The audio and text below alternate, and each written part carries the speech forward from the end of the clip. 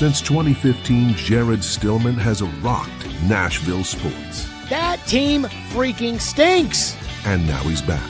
The takes are hotter than ever. I mean, let's be honest, he just can't coach. Welcome to Stillman and Company.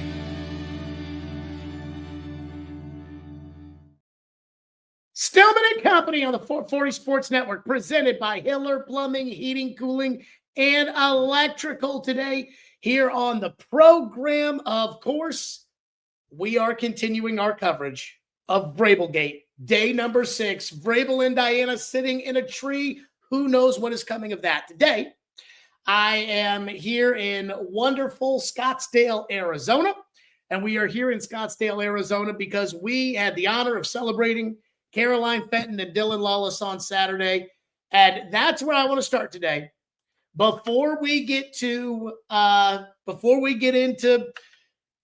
what may not be great marriages and whatnot, let's get into congratulating Caroline Fenton and, of course, Dylan Lawless, or as I should say, Caroline and Dylan Lawless. It was an absolutely incredible evening on Saturday night. We were up in the cliffs in Arizona. It was gorgeous. Look, I get why Vrabel and Dianna went to the just beautiful Ambiente Hotel. In fact, I went out to dinner with one of my friends from college and her wife.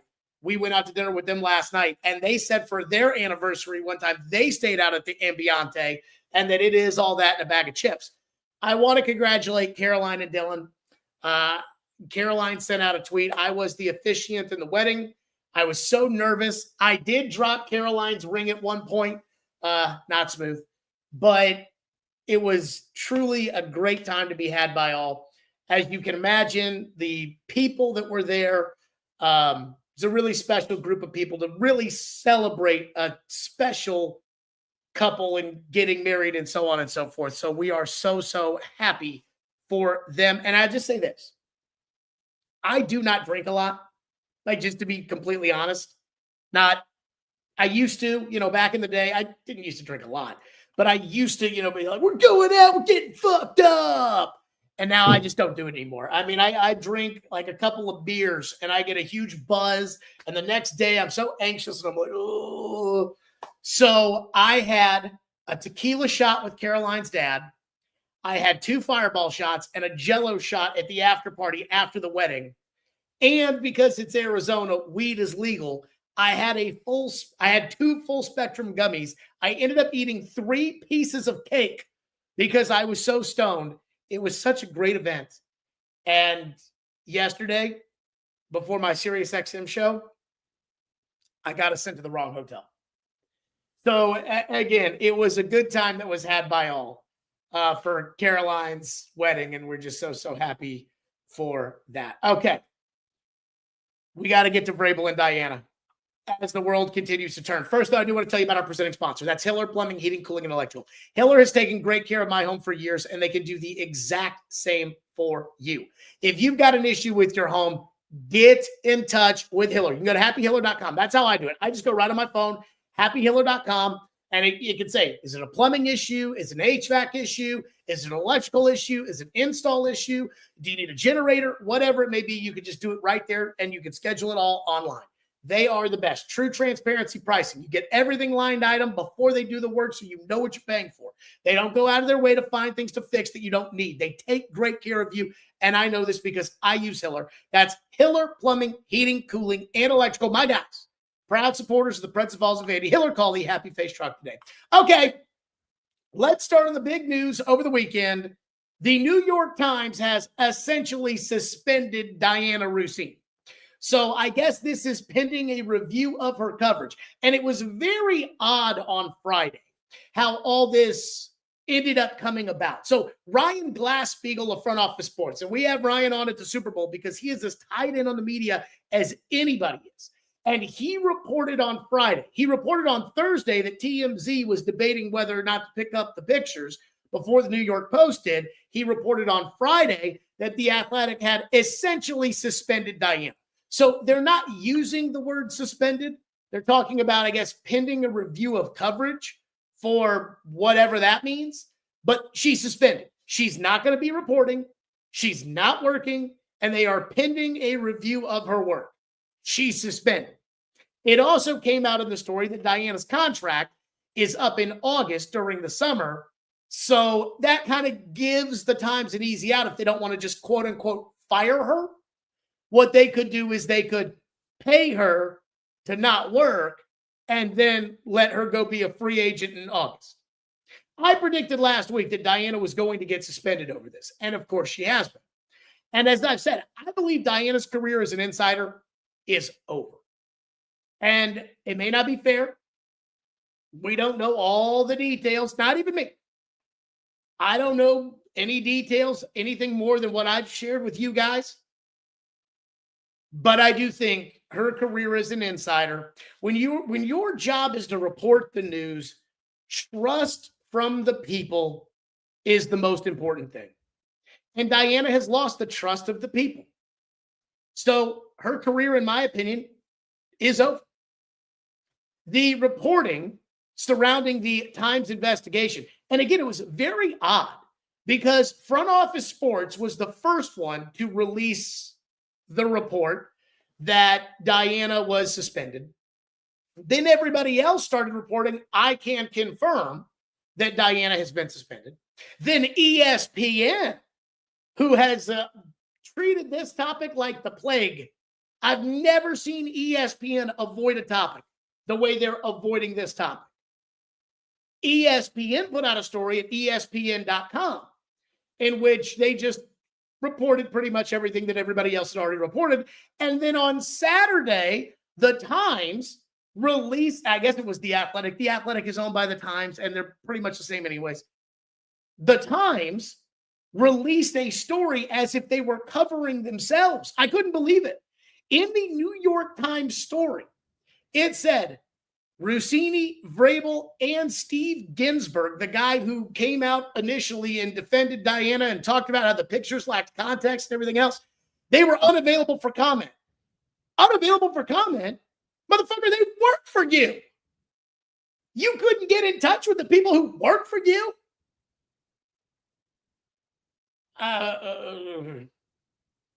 So, that was a whole weird ordeal too. And the reporting surrounding the Times investigation, again, is that they're doing an entire review. And look, go back and look at my text messages from 2022 when I started to sniff out that Vrabel and Dianna were up to something. Go back to the CJ Stroud draft night shenanigans, where, again, I believe Mike Vrabel, whether he was trying to sabotage the Titans' attempts for CJ Stroud, because Mike Vrabel knew that CJ Stroud was going to suck, even though CJ Stroud didn't suck originally. He only sucks now. He was so smart, he tanked the CJ Stroud thing by telling his friend, Dianna. To me, that's when I felt like it was beyond obvious and it was now crossing over to where it was truly unprofessional. But go wherever you want. I saw somebody today. They pulled up Dianna's breaking report. She was the first one to break the news about the tush push when the Green Bay Packers tried to get it banned.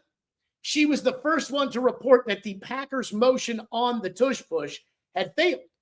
And she had reporting from what happened inside the room with the competition committee as the Eagles and Jason Kelsey were trying to defend the tush push and the Green Bay Packers were trying to eliminate the tush push. And guess who just happened to be on the competition committee?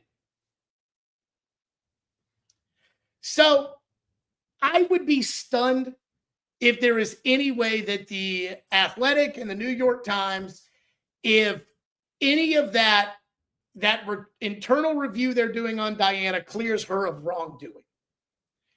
And I think this is the really sad part about the entire situation as far as I'm concerned. Again, I know people will talk about how both Vrabel and Dianna have families, and that's true, and that is sad, but that's not my business. What is really sad to me is that I believe The Athletic and ESPN and a lot of people in the mainstream media who spent Wednesday and Thursday and even parts of Friday pretending that this story didn't exist because they didn't want to hear about it because either they were afraid of how the NFL was going to react, how Mike Vrabel was going to react, or because they were friends with Dianna Russini and they didn't want to address this. I think they just thought this would go away. I think The Athletic thought this wasn't that big of a deal. They thought people would see the photos and just say, oh, whatever. It's just two adults cheating on their spouses. Maybe, who knows? That's their business, not ours. But what happened was everybody, when they saw these photos and they saw a reporter, a league insider with a head coach canoodling with a story that at the beginning didn't make a lot of sense. And since it's been a week and none of the 6 friends that Dianna had to go hiking with have come forward to say, I was in the mountains with Dianna, this was never going to go away. And let me tell you something about things that go away. You want to know what never goes away? I've noticed this. What never goes away is a story of wrongdoing when the people that did the wrongdoing lie about it. That's what makes the story. The story, we all joke about Bobby Petrino in the motorcycle, right? You want to know why that's such a funny story? Because Bobby Petrino, while he was lying about everything, got up there and did that press conference with that neck brace on. And that's what everybody remembers. Most of the times, and this is with anything in life, most of the time, when you screw up, even if you do it consciously, and you screw something up, you come out and say, this is what happened. Unless it's a murder, most of the time people are quick to forgive. This, it was like, ooh, what are they getting into? It was kind of gossipy. It was bedroomy. It was who knew what. But, and then they lied about it. And then everything started to come out. And The Athletic thought this was going to go away. And instead, it's only gotten bigger. And the cover-up, again, Dianna's statement, Vrabel's statement, even The Athletic statement, I think have kind of perpetuated this story. Again, The Athletic came out and they said to the New York Post, quote, these photos are misleading and lack essential context. These were very public interactions in front of many people. Dianna is a premier journalist covering the NFL, and we're proud to have her at The Athletic. And that just makes people go back and look at these clips where she's talking bad about her husband. And it's like, wait a minute. Everything you said too is not true. And people hate getting lied to. And so what I think is really happening when it comes to Dianna Russini and her career, and this is why I believe it's over. See, I've jumped a bunch of steps. I am sitting here today seeing where Dianna is suspended, and that now everybody seems to believe that Dianna's not telling the truth. And then all the clips have come out, and we know what Dianna has said publicly about her marriage, and it does not look good. And it's like the more time that passes by, the more things come out that Dianna has said or written that make you think, wait a minute, what? And that's not going to go away. So what's going to end up happening is Dianna's going to end up going away. I believe The Athletic either took Dianna at her word because she's our reporter, she's our insider, and if she tells us she's there with 6 other women, she's there with 6 other women. Damn it, I trust Dianna. And that's possible. Or The Athletic just thought, who cares if an insider and a coach are doing it? The people. We do, and I know this is crazy, we do want news to actually be true. Now, when it comes to the analysis of the news, which is not what Dianna does, analysis of the news is what I do. I don't go looking for stories to break. I just give you my opinion on what happened. A lot of people want affirmation in the analysis of the news. But when it comes to the actual news, people want to know what actually happened. So when you have somebody whose job it is to report the news, and they are reporting facts, conjecture, speculation, they're reporting what is happening inside buildings. This team is discussing a trade for that guy. We want to think that we are being told that information by somebody whose job it is to dig it up and bring it to light. What we feel like as consumers are that we are being used to push the agenda of this reporter and her boyfriend. That's not going to go away.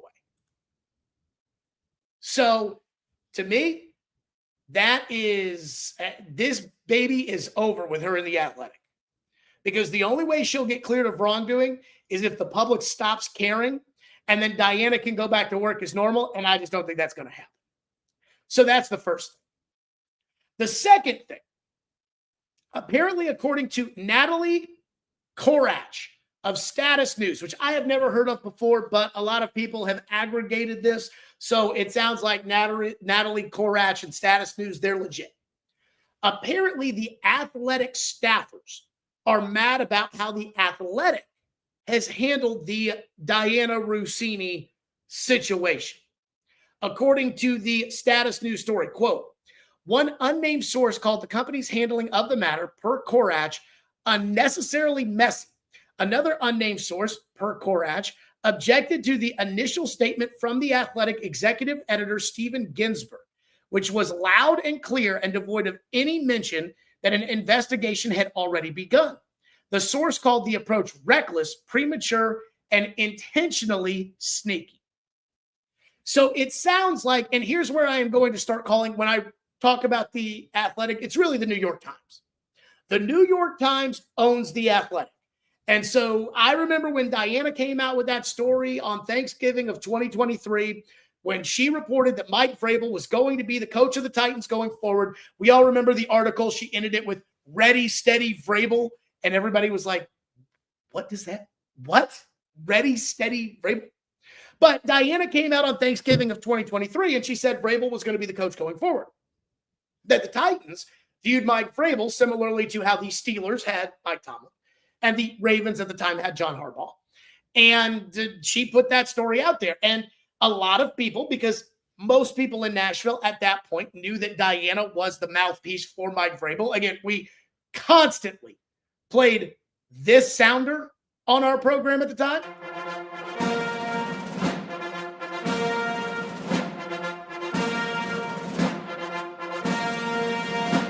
This Dianna Russini report comes directly from the desk of Mike Vrabel, most likely.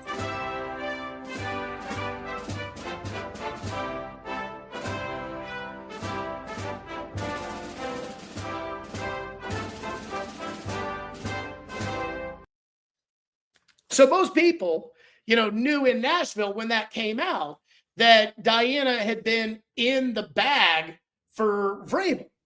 And I remember Joe Dubin put out there, this comes right from Mike Vrabel. And Joe Rexrode, who, of course, works at The Athletic, teammates with Dianna. Diana's their lead insider. Joe Rexrode, he was pissed. He was mad. He was like, you people don't understand. We work at the New York Times.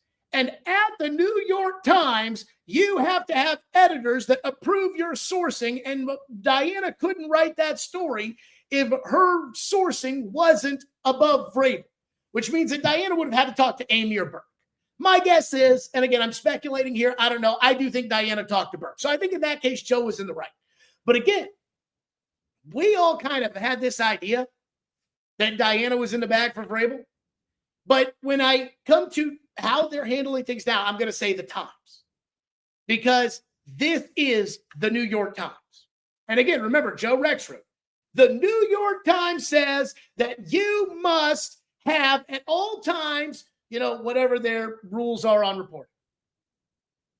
I thought when the Steven Ginsburg statement came out, again, the defiant, we believe Dianna statement, I thought that was a setup to fire.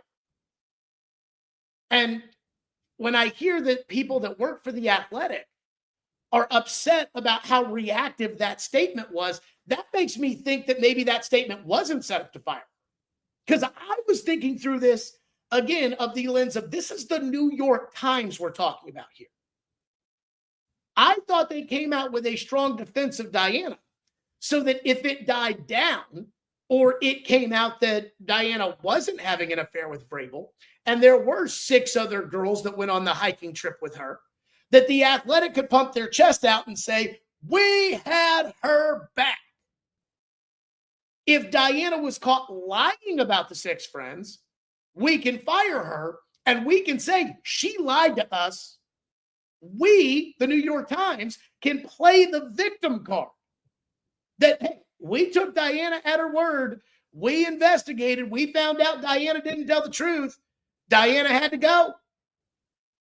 That's what I believe. That's what I thought last week when that statement came out. I figured they were getting ready to fire her when I read that statement, as defensive as it was.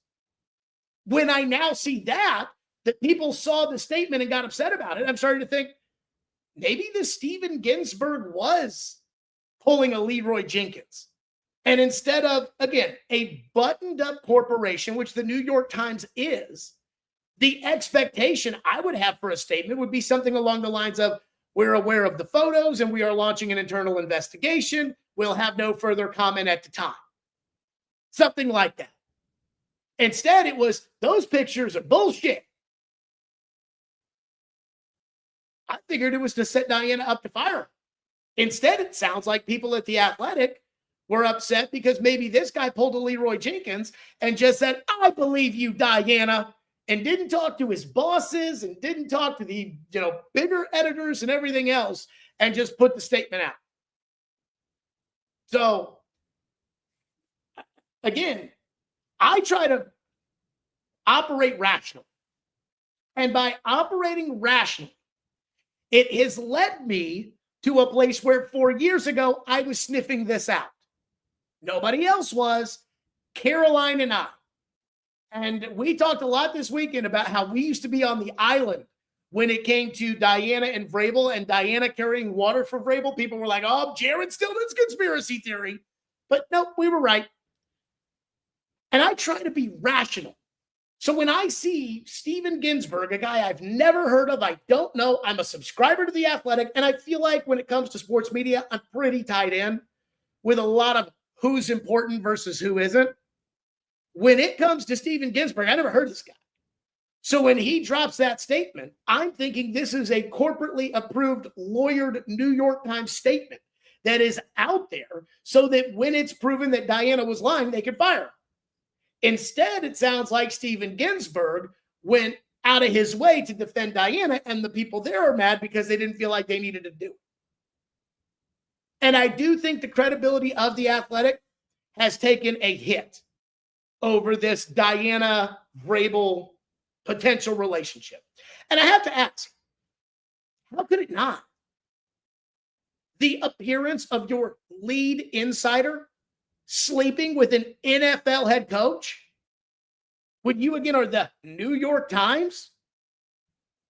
Come on now. I mean, there's no way. I'm not going to say there's no way to survive this, because The Athletic will survive and the Times will survive and everybody will eventually move on. But there is no way for a brand that considers itself as reputable as the Times and The Athletic considers itself to not take a hit when, again, this looks like a giant red flag of impropriety. So that's the second thing. And apparently, boy, I'll tell you, people are mad at The Athletic. Woo! Number 3. And at the bottom, this says that this is going to happen, because I didn't think that this was today, but apparently it was today. The New England Patriots had their pre-draft press conference. It was Elliott Wolf, the vice president of player personnel, that was up there answering the questions on behalf of the New England Patriots. Mike Vrabel is the chief football executive of the New England Patriots. And yet he was not part of the Patriots pre-draft press conference this week, despite the fact that Vrabel was a part of the pre-draft press conference last year. So Vrabel has a scandal, and the way it looks is that Vrabel doesn't feel the need to do the press conference because he doesn't have to do the press conference. So let's send Elliott Wolf out there, even though we all know Elliott Wolf is the general manager of the New England Patriots in name only. Elliott Wolf is the safeguard. It's Vrabel, it's Cowden, it's Stretch, it's Vrabel's guys, Vrabel's coaches, and then there's Elliott Wolf, who reports to Kraft. Elliott Wolf was the lead personnel executive of the 2024 draft that produced Drake May and nothing else. And they basically, last year, got rid of the entire 2024 draft with the exception of Drake May, which happens oftentimes when a general manager comes in and he gets rid of the last general manager's guys. This was Vrabel coming in and getting rid of Elliott Wolf's guys. Vrabel runs the Patriots. And yet, Vrabel, who was a part of the pre-draft press conference last year, did not do the pre-draft press conference this year. I believe the NFL should mandate that Mike Vrabel do the pre-draft press conference, since everybody knows that Vrabel outranks Elliott Wolf. Now, I do want to add in some context. In 2023, when Vrabel and Ran Carthon were on equal footing, GM and coach, remember, collaboration all the way? Vrabel did not do the pre-draft press conference in 2023. Ran Carthon did the pre-draft press conference. And when Ran was asked about it in 2023, Ran said that, well, the players were in the building because they had voluntary off-season workouts. And so with the players in the building, Vrabel was going to focus on coaching the players, and Ran was going to handle the personnel press conference. I ran into Vrabel that night. And I said to Vrabel, because Vrabel and I used to live in the same neighborhood, I said to Vrabel, we missed you today. Where were you? And Vrabel was like, we thought there only should be one voice. So again, kind of like the Dianna thing, it's like the stories weren't really the same. Vrabel didn't do that press conference in 2023 because Vrabel didn't want to do the press conference in 2023. I don't think Vrabel did this press conference because Vrabel didn't want to be asked the questions about Dianna. Elliott Wolf, again, I saw on Twitter, I guess he was asked one question, and it was about how Vrabel's been the last week, and he said Vrabel's been in the meetings and business as usual. I would have asked Elliott Wolf straight up. So, did you think that Mike Vrabel was having an affair with Dianna Russini? What do you think of the Vrabel photos? Because what I would do is I would make it, this is how I view it. If you're not going to come out and be accountable, then I'm going to make it uncomfortable for the person you're sending out there. Because I'm going to make it uncomfortable for you. Because if Elliott Wolf gets asked the question about, did you know that Mike Vrabel and Dianna Russini were having an affair? Now he's on the record. So if he says, oh, no, we had no idea, or, oh, no, we strongly disagree with those pictures, or whatever. Now you're dragging the Patriots into this. Now it becomes their problem because you guys, or Vrabel himself, was too chicken shit to get up in front of the press. But I guess they didn't do that with Elliott Wolf. And this is where, by the way, I'm just going to tell all the Boston news outlets this. And if the same thing had happened in Nashville, I would have said the same thing here. Even though I would have been there in Nashville usually to control some of this, to ask those questions myself. Send in your news people. This is a news story. Don't send in the sports reporters to cover, if you're covering the Patriots. The sports reporters, the beat guys, they got to talk to Vrabel every day. Send in your news reporters.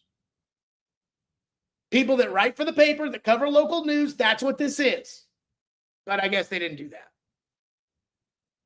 But this is where this becomes a problem for Vrabel.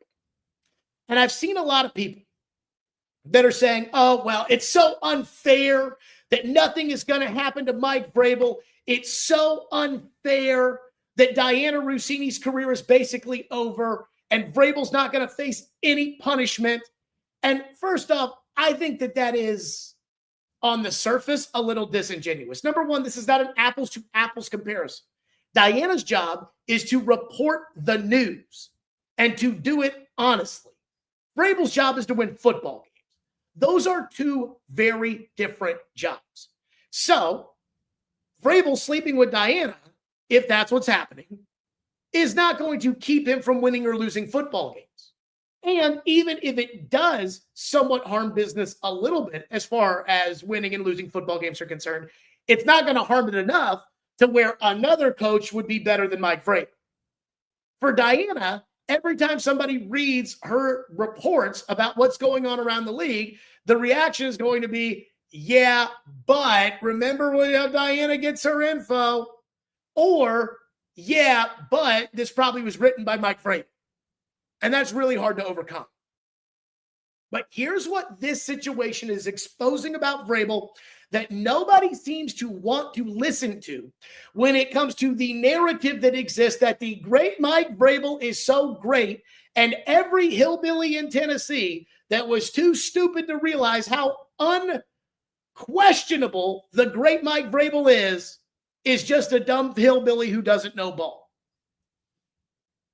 This is the shit that exposes the great Mike Vrabel.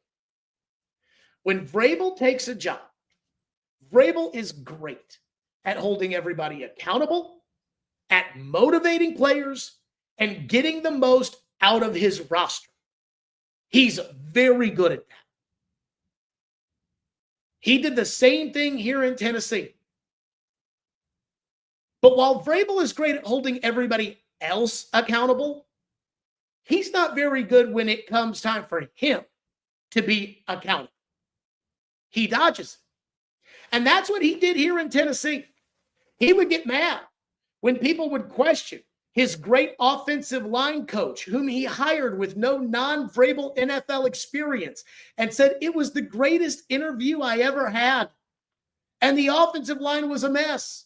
And Vrabel would argue, well, I see it every day. I'm telling you, it's not the coaching. Or Vrabel and Rand Carthon's choices on the offensive line, like Andre Dillard at left tackle or Daniel Brunskill at right guard. Vrabel cannot look at the press, and he cannot look at the fans, and he cannot say, I fucked up. He can do everything but that. Todd Downing was the offensive coordinator of the Titans, and Vrabel, again, defended him tooth and nail, and really, it wasn't so much Vrabel defending Downing as much as it was Vrabel would take it personally and get defensive, almost like a child, when people that he deemed weren't good enough to be able to question his football knowledge and ability. He would get mad and he'd pack up his crap and go home. He and I got into it one year over Craig Aukerman, the special teams coach. And Vrabel, and I like Vrabel, but Vrabel and I got into it because Vrabel had the microphone. I didn't. But Vrabel was like, well, we were third in the league in net punting. We were third in the league in net punting. He was like, what was wrong with the special teams? I started to lay out everything, and he cuts me off when I talk about punting. And he's like, we were third in the league in net punting. So I'm not going to get on Craig Aukerman because blah, blah, blah, blah, blah. Then after about 18 Craig Aukerman fuck-ups that year, they get beat by the Colts, where I think 2 punts got blocked and 1 was a touchdown. And Vrabel fires Craig Aukerman the next day.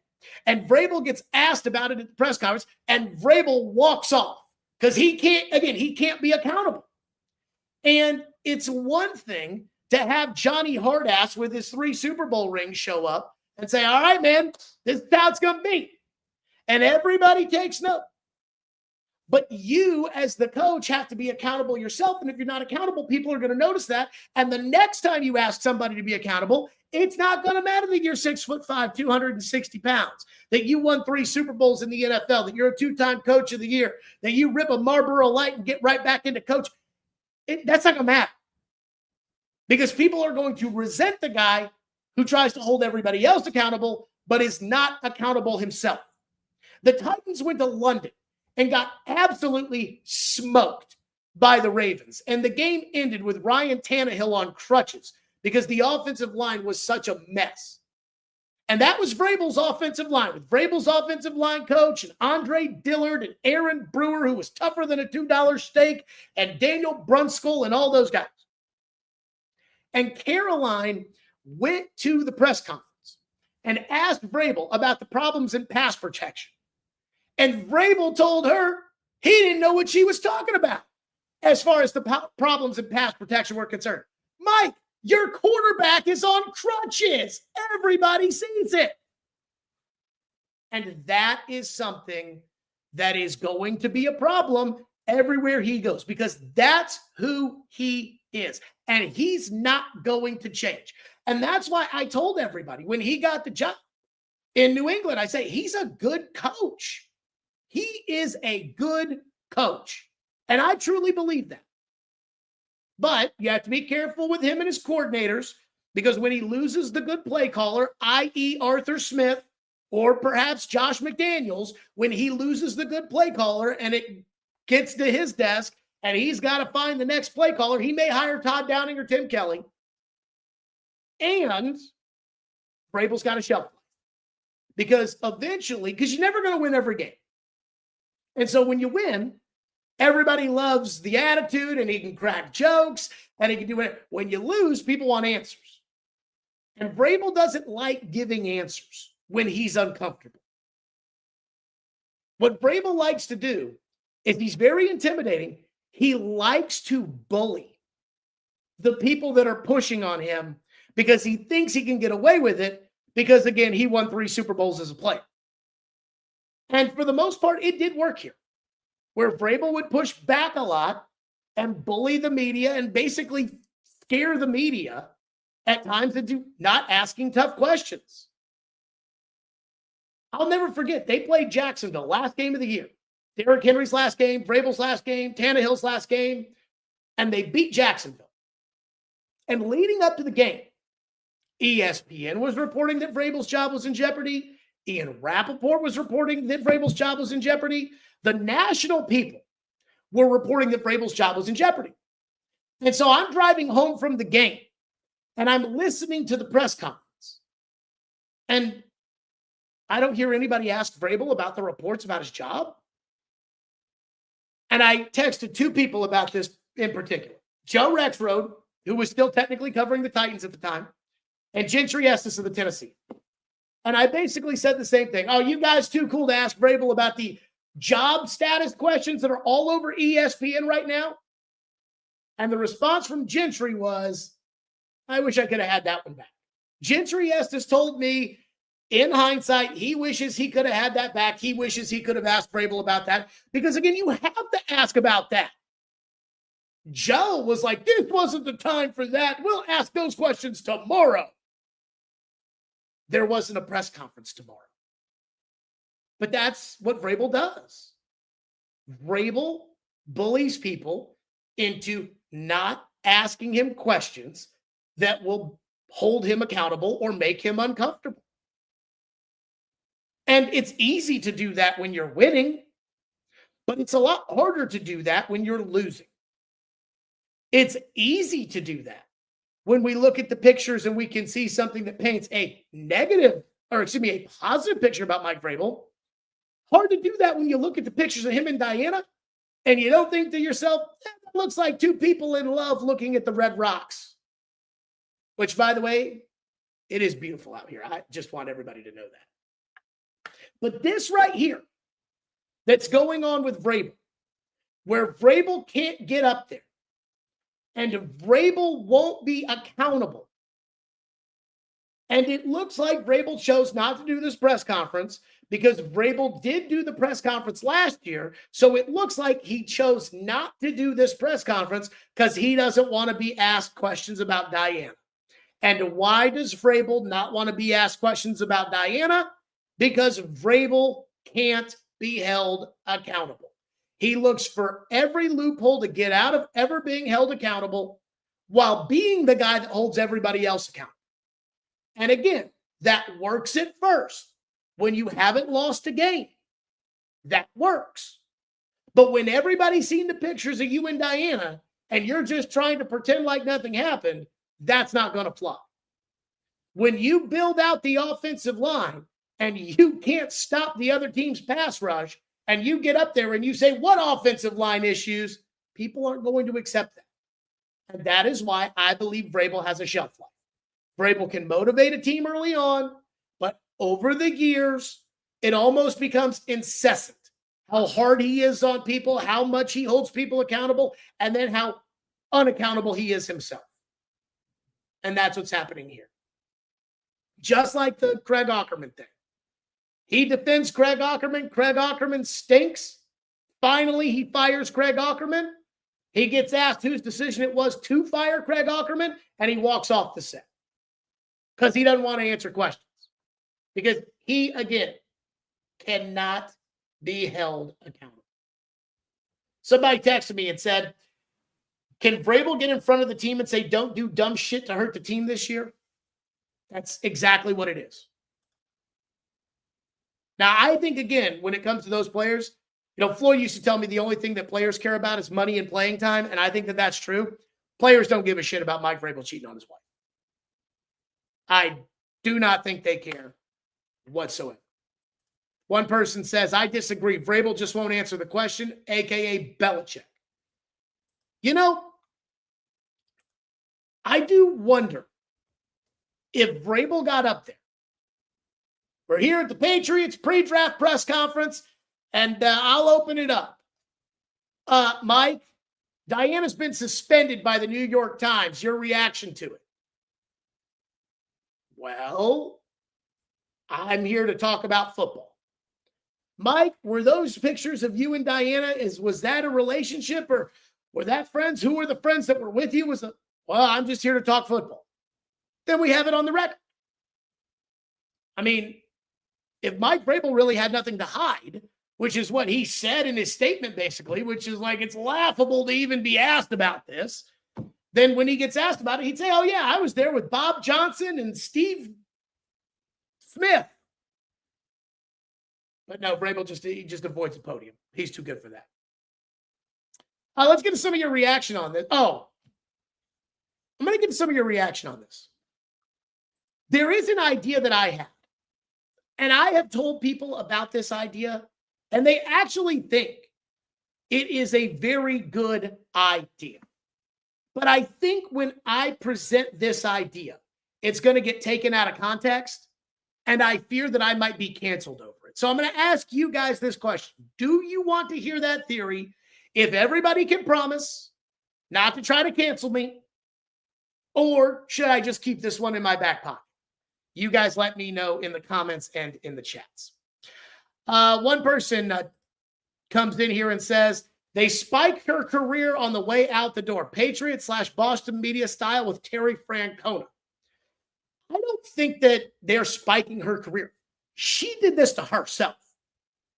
This isn't nobody. I want everybody to know something. This is not the media's fault. In fact, if anything, I feel like the media has avoided, for the most part, talking about Vrabel and Russini until the Times admitted it by suspending her. They avoided talking about it because they were afraid of the ramifications with their friendships with Dianna and with how the NFL would probably perceive this. Because I can promise you the NFL doesn't like this. Now, if I'm the NFL and I don't like this, I'm not mad at the media for talking about this. I'm mad at Vrabel and Dianna for doing it. And I do have to say this. A lot of people, when somebody does something like this, they say, how stupid could you be?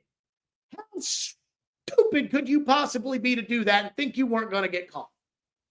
In fairness to Vrabel and Russini, this resort was a private,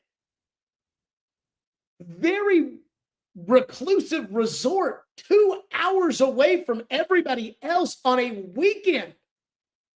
And they still got caught. The only way not to get caught doing something wrong is to not do it.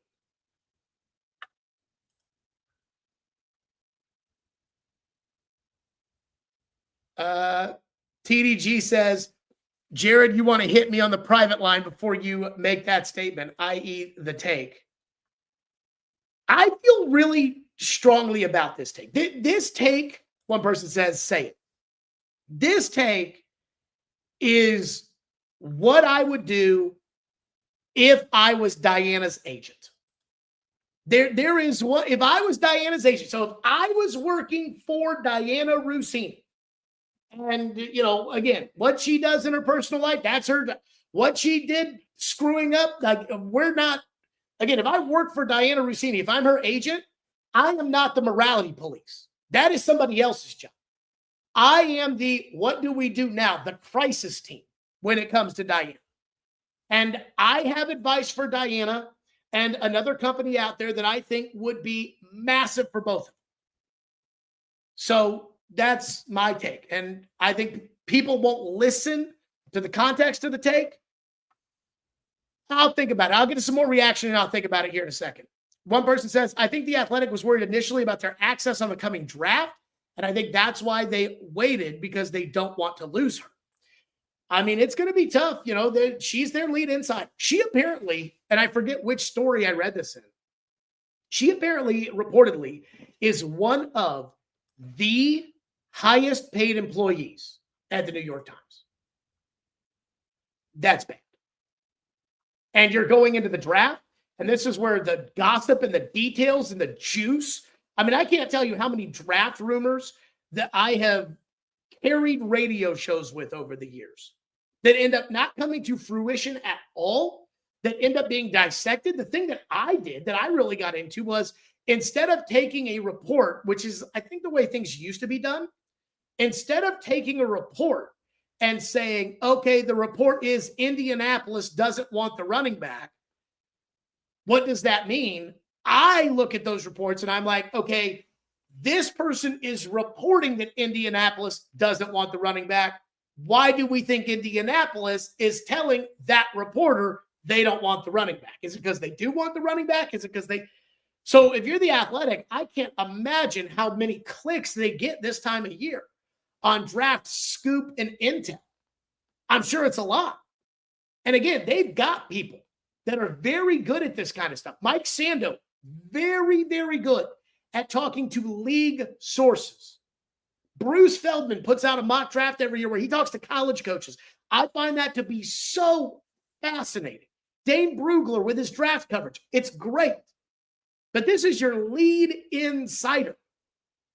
And it's not like The Athletic has a big bench of other people. If Adam Schefter got caught up in something, ESPN could pivot on draft night to Peter Schrager, or I guess now Ian Rappaport and Tom Pelissero, since they own NFL Network. NFL Network's got like 8 people that they could pivot to. The Athletic has Dianna, and she's not going to be back by draft time. I'm just telling you that right now. One person says, The Athletic went downhill when they got bought. I don't know. I kind of like The Athletic now anyways. One person says, you think Vrabel would have paid more than $10,000 that the picture sold for? That comes from B French. If Vrabel had gotten blackmailed by somebody with those pictures, and let's say it was $10,001 to keep those pictures from coming to the light of day, Vrabel would have, I assume, gone to the FBI, because that's extortion. I think whoever took those pictures wanted those pictures out there, and that's why the price was so low. Because they felt like, if we can put the price at $5,000, $3,000, $9,000, whatever, TMZ will absolutely pick this up and run it. The New York Post will absolutely pick this up and run it.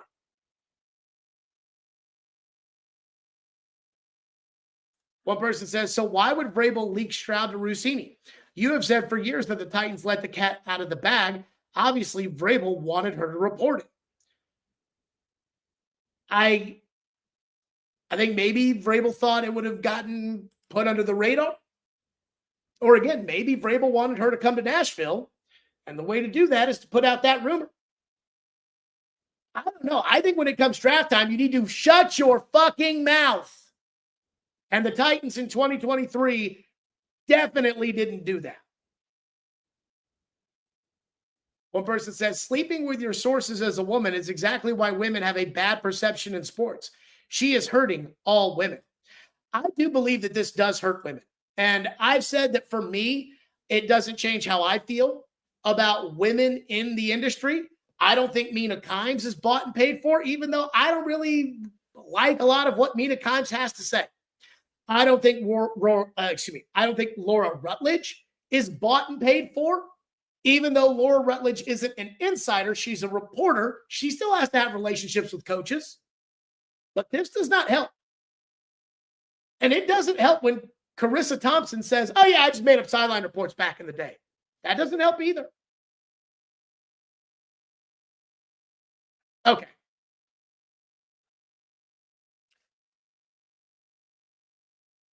Some people are actually saying to keep the take in my back pocket. One person says the media is keeping the story alive. I honestly don't care about Vrabel any more than I care about Callahan, Malarkey, Wizenhunt, Munchak, Fisher. It says Party, but you really care about Jack Party. May he rest in peace. See, I do. And I think a lot of Titan fans care about Vrabel because Vrabel was either the greatest coach who ever lived or Vrabel was an asshole who is absolutely overrated by all of the national media and the narrative around the NFL. Now, I sit in that second part where, like, I think Vrabel's a good coach, but I think Vrabel absolutely has his warts, and I find it to be so incredibly mind-numbing how people just ignore him. I think the media did a good job of not covering this story. I don't think it's the media that kept the story alive. I think it's social media that kept this story alive.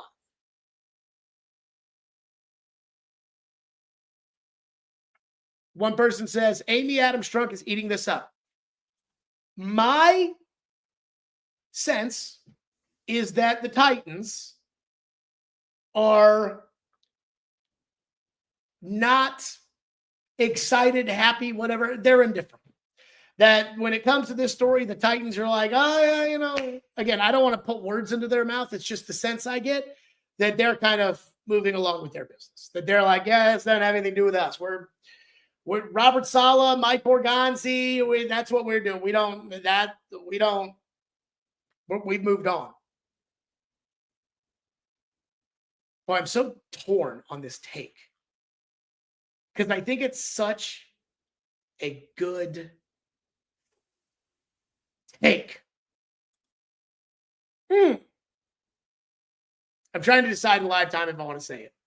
My girlfriend was like, I don't know if I'd say that. I don't know. By the way, Jim Wyatt just put out there, the Titans pre-draft press conference with GM Mike Borgonzi is scheduled for Thursday at 9 a.m. Hey, guess what? Guess who will be back in Nashville Thursday at 9 a.m.? I think I'll be there. One person says, say it, Jared, in Amy's voice. Okay, fine. Fuck it. I'm going to say it. All right. If I was Dianna Russini's agent, here's what I would tell Dianna Russini. And again, or this is what I would be strategizing if I was Dianna Russini's agent. And again, remember that my job is Diana's agent. I'm not the morality police. I am not her marriage counselor. I am not her divorce lawyer. I am her PR arm. And I am her chief strategist for her career, if I'm her agent. If I was Dianna Russini's agent, I would be expecting the following. The Athletic is going to fire her. Now, I think the way they'll do it, because reportedly her contract is up in August, they'll just pay her through her contract. They'll sideline her the whole time. And then when her contract expires, they'll basically just let her go. Now, I believe before this came out that the Athletic would have been hopeful to keep Dianna beyond her contract and that there might have been a bidding war for Dianna.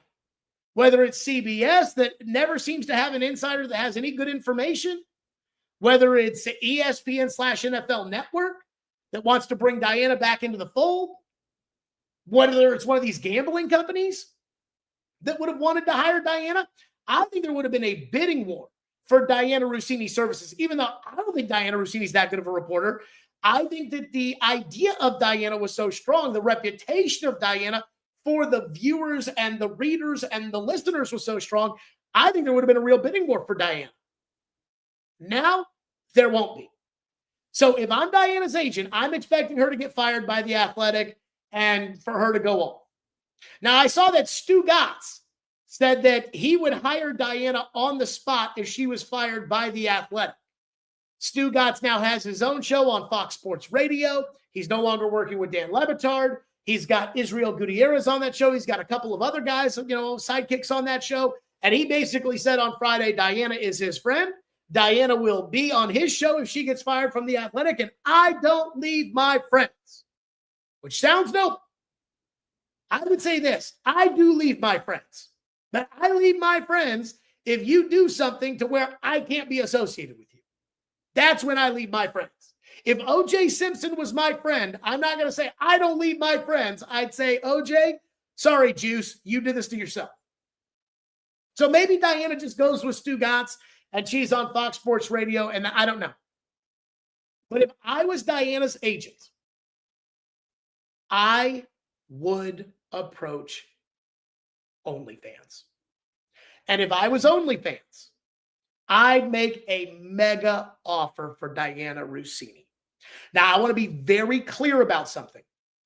I am not advocating that Dianna Russini do porn, because I'm not saying most people just assume that when you say OnlyFans, you're talking about porn.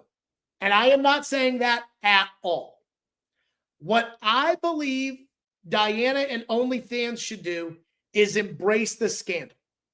OnlyFans can hire Dianna Russini, and Dianna can host her podcast, that Scoop City podcast that she had with The Athletic. She can write her articles, and she can deliver her scoops via OnlyFans. She can appear on other shows if she's got real info post-scandal, and it's like, hey, we bring in Dianna Russini, NFL Insider, for OnlyFans. I think it would drive incredible attention to OnlyFans, and it would drive the idea that OnlyFans tries to tell people that nobody listens to that their website isn't only porn. I mean, we all know that OnlyFans is only porn, but they insist that they want to be known for more than just porn. This is a way to do that. Now, I am in no way advocating for Dianna Russini to do porn. I am not even hinting at it. And if I was Diana's agent, I would say that without a doubt, there would be no question that if Dianna Russini becomes OnlyFans chief insider, that this is going to be the same Dianna that she was at The Athletic and the same Dianna that she was at ESPN. In fact, I think I would say, hey, we want to put the material on the OnlyFans website, but we also want to put it on YouTube and podcasts and everything else. That's what I would do.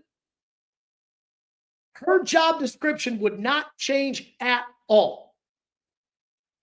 But could you imagine the story? It would break the internet. OnlyFans would be able to say, hey, we're more than porn. We're not just a porn website.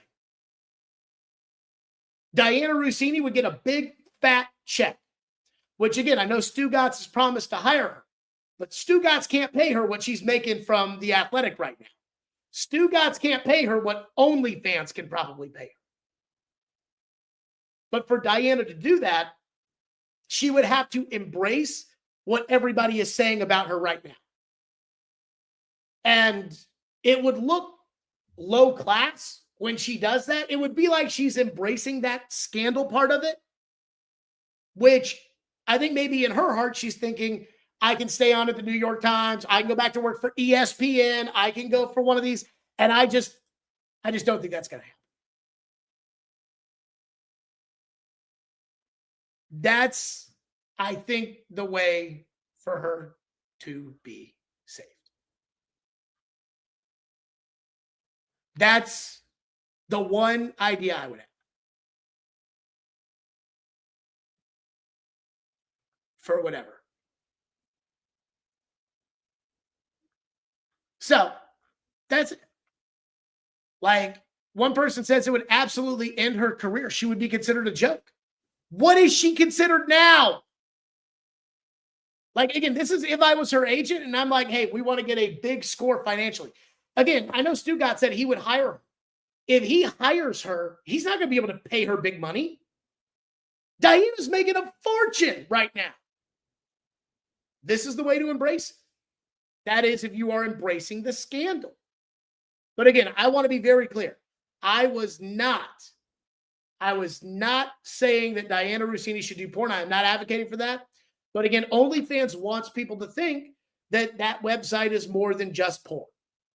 That website is for creators for content. It just happens to be that all the creators that are on OnlyFans do porn, and the only content that people go to for OnlyFans is also porn. They want to be more than that. And that's my idea as far as Diana's concerned. But she'd have to investigate it. She'd have to, again, she'd have to accept when you say that if she were to do that, her career would be a joke. Her career is a joke right now. And I hate saying that. I'm being totally objective when I say that. One person says, Portnoy will gladly pay the Patriots head coach's side piece to do a podcast on Barstool. Would he? I don't know. Maybe. I mean, they did hire John Gruden. One person says, if I were her agent, I would advise her to come clean, say she made a serious mistake, but that it never interfered with her reporting. People will forgive. I mean, I don't think that that's going to work at this point because she already lied, and it's hard to argue that it didn't. It's hard to argue that it didn't impact her reporting. I do want to get to one little draft thought first, and that was this Ruben Bain story. And again, I don't really know all the details. I was kind of following the headline yesterday. So there's a report that came out that Ruben Bain apparently was involved in a deadly car crash in 2024. He was charged with reckless driving. I believe that charge was later dropped. Everything, I guess, has been settled. It's unfortunate. Somebody passed away. And apparently this is a story that the public didn't know, but everybody inside the NFL apparently already knew. And if it wasn't bad enough for NFL insiders last week, apparently this week, everyone in the media reacted to the report that Ruben Bain was involved in careless driving that led to the death of a 22-year-old. And everybody on Twitter that, oh, we already knew about this. Oh, NFL teams already know about this. They're okay with it. It was well, hold on. Number one, I hate when people play the everybody knew that card. The insiders come out after a big deal happens. Everybody knew that it was headed in that direction. No, we did not. We did not know that. Give me a break. People love to say, oh, well, everybody knew about that. Well, it would have been nice if you had told us.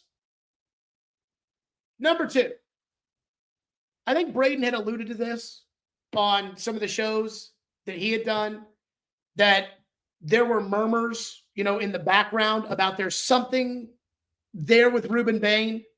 I didn't know what it was. I didn't know if this is that. I don't know. But I'd want an explanation. If I was a team thinking about drafting him with the 4th overall pick, I'd want an explanation, and I'd like that explanation. And 3, the original report said teams were worried that more details would drop before the draft. Well, aren't those details kind of important? So teams like Ruben Bain, but there are these details in this story that they're afraid are going to drop before the draft that may make it so that they can't take them. Those details are kind of important when it comes to wanting to draft somebody. But I guess, the Titans are probably they've decided they're not going to take him anyways. They have the 4th pick. But I did hate the whole, oh, everybody already knew about that. I didn't know about this. The public didn't know about this. We're talking about drafting this guy number 4 overall, number 6 overall, number 8 overall. This kind of stuff matters. And tonight, the Preds have a biggie, and they are starting Justus Onanen in net. They can't go with the $7.74 million goalie that everybody told me was so good that they had to give a no movement clause to. If they lose tonight, according to Money Puck, they have a 3% chance of making the playoffs. They got to win out this week. Got to win out. Got to have help. That's it for us. Like and subscribe, Stillman and Company. We'll see everybody tomorrow at 2 o'clock.